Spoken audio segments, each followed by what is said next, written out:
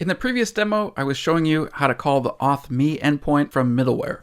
Let's continue on, and now I'm going to show you how to populate some custom claims from an application database, also using that same middleware. Okay, so we finished up with that add claims from auth.me service, and now let's move on to add claims from database and create user if not present. So let's go back to the app for a second. And one of the things we have in the app is user admin. And in here we can go and edit the user. So we get information like first name, last name, phone number. And if we want to start doing things like making them an administrator, like adding role-based security or additional claims into this, we can. So let's add a claim.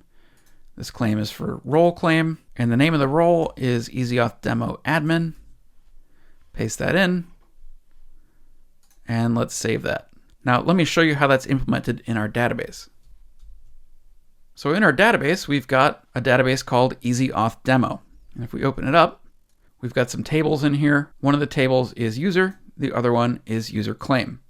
Now this is running on my local machine. This is not the one I'm actually using as part of the demo, but it's the same schema.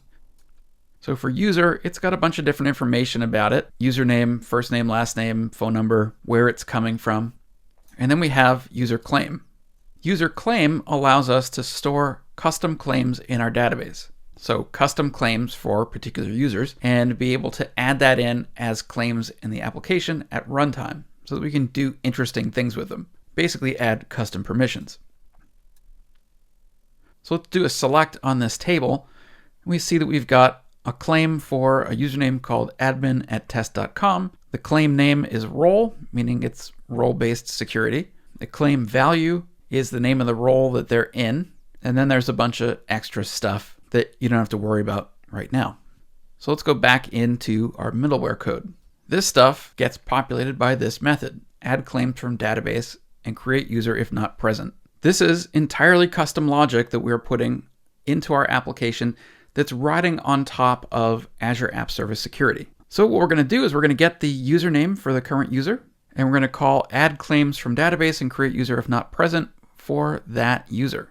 And here's the method. So we're going to call into our user service. So this is a utility object that knows how to get permissions and user information out of the database. So we're going to call get by username, get that back. If the user comes back as null, we're going to create a new user.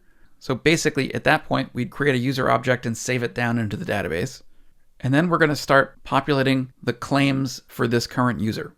So we get the values that the user has in the database, and we're going to combine those with the claims that we've already populated for this user using the HTTP headers and the auth.me service. So if the claim is a role, we're going to add a role claim. So claim type.role, and we're going to give it the claim value, and that claim value is going to be the name of the role that they're a member of.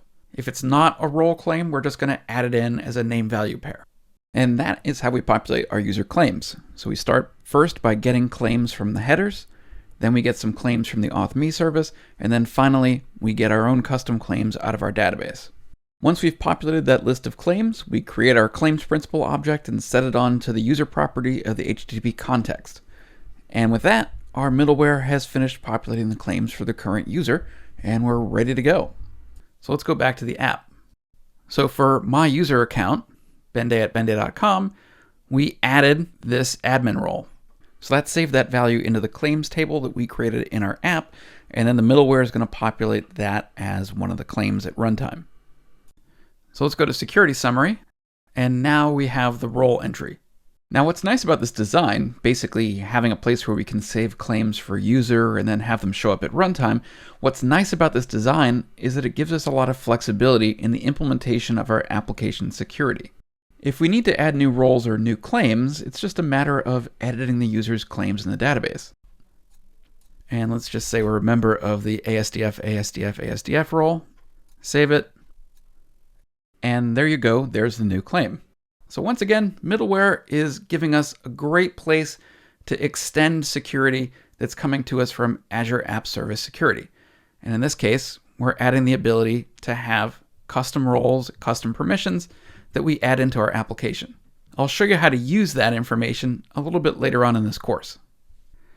Next up, let me show you how to implement developer mode authentication so you can have security for your application running inside your local machine without having to go and deploy into Azure.